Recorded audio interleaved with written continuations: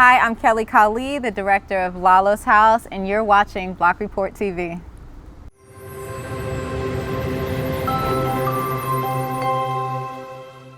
You did a film called Lalo's House. How did you conceive of the plot, and why was that an important film for you?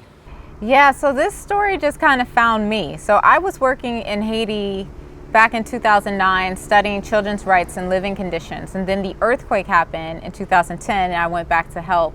And while I was there, I caught wind of this Catholic orphanage where the nun was allegedly allowing foreign men to come in and sleep with the little girls there. So I started to investigate. I couldn't find her ordained by anybody. People in the village were saying that she was more of a mafia queen and that she had placed hits out on people. I managed to find a person who a hit was placed on.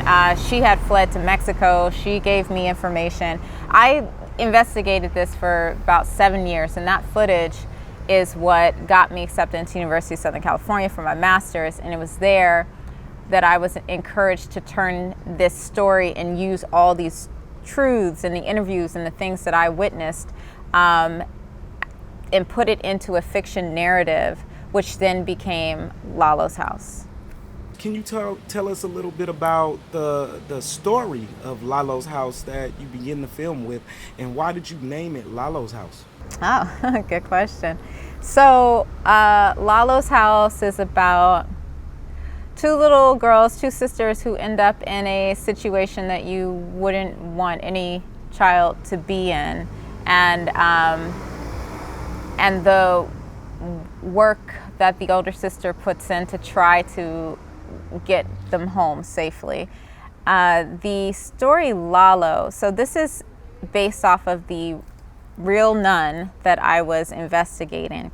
And so my co-writer, originally we were writing a different style of story, and I was like, oh, it'd be great to get some Haitian folk songs. And so she's like, oh, I'll look up some. And so she sent me them.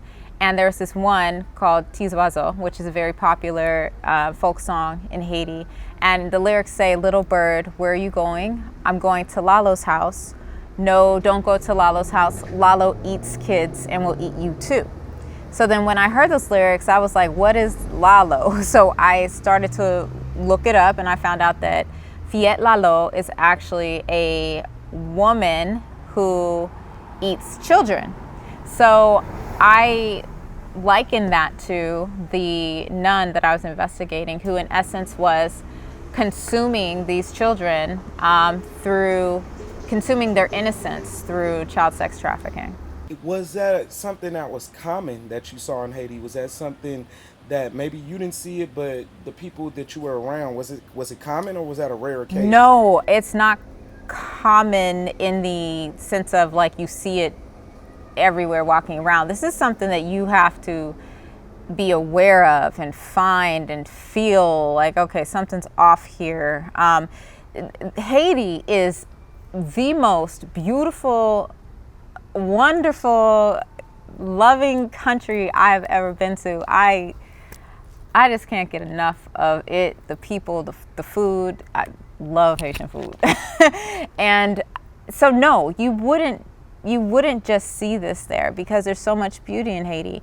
You have to be aware and know what to look for, because I remember coming right after the earthquake and going into the tent cities, and the children there, even though they were lost their homes and were living in tents and there was devastation everywhere, they had so much joy in their hearts. You would never guess that they lost everything. They were playing, they were loving, they'll run up to you and hug you. It's just beautiful.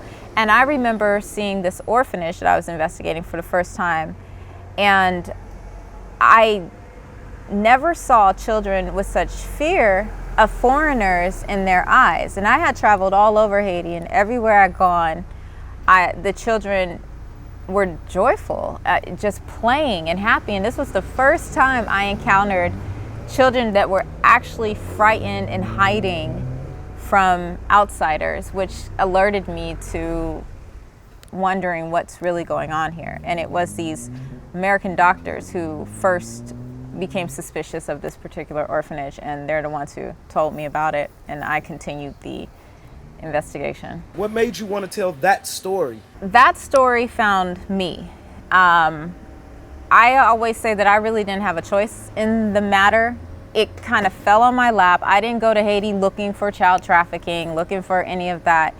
It just came to me. And the moment I saw those kids, I couldn't go back home to the US and sleep in my warm, comfortable bed and take my hot showers and order my, Uber Eats to go or whatever it may be, knowing that these children that I saw more than likely are being sexually abused and nobody's doing anything about it. So I would work all kinds of odd jobs just to save up enough money to go back and to investigate and interview more people and try to find out. Then I run out of money, then I come back home and I would work all these other odd jobs and I go back. And I kept doing that for 7 years and until I got into USC, and that's what really changed the trajectory of this story and the exposure and really my life.